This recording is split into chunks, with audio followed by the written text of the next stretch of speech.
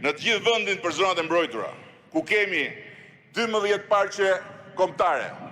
20 parqe natyrore, 11 peizazhe të mbrojtura dhe mbi 700 monumente natyre. Ishim ne që i bllokuam duzina e duzina leje të dhëna qorrazi mbi shtretin e lumenjve tanë, ku vetëm në lumin magjik të Valbonës kemi ndaluar ndërtimin e plot 9 hidrocentraleve. 9. Fakti është se për shpalljen e Vjosës park kombëtar, bashkë me degët e veta Drino, Bënça, Shushica, plot 12.000 hektar, kemi anulluar 40 kontrata hidrocentralesh. 40. Dhe për djeni në Greqin, Fqinje dhe Mike, ku ndodhen 70 km dhe parë të Vjosës, nuk i është dhënë lumit të fundit egur në Europë një mbrojtje kaq e fortë si që kemi dhënë ne në Vjosën, që jo vetëm e shpëtuam nga hidrocentralet, duke shpallur park kombëtar, mu ashtu si që ishim zotuar në programin tonë. Po ndërkohë,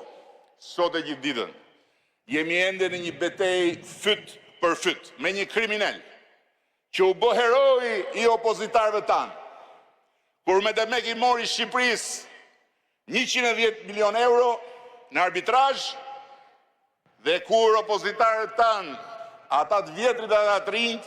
shpërndanin përpara zgjedhjeve në të gjitha makinat në përgjama dhe në për shtëpi fletushkën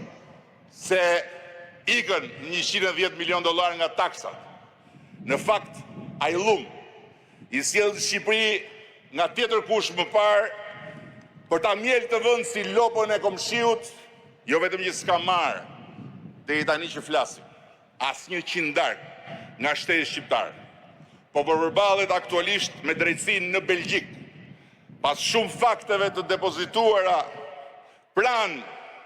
organeve të drejtësisë belge nga qeveria shqiptare, kurse hidrocentrali i tij monstruos bashkë me mjetet dhe materialet e sekuestruara iku për skrap, sepse qysh se Partia Socialiste ka marrë përsipër misionin historik për ta darsuar Shqipërinë në Bashkimin Evropian. Dhe shqiptarët më kanë besuar udhëheqjen e tyre drejt asaj maje. Shqipëria nuk ka qenë kur për shitje, ky vend nuk ka qenë kur më një krijesë e korrusur përpara askujt, flamuri i ngritur në Vlorë nga plaku legjendar i pavarësisë nuk ka qenë më kur as një çarçaf patriotizmi të shtirur, as një tort për të ofruar në vend të reformave shtetëndërtuese. Por për ne, për mua, Shqipëria është një amanet i shenjtë në syt, në mendjen dhe në zemrën time.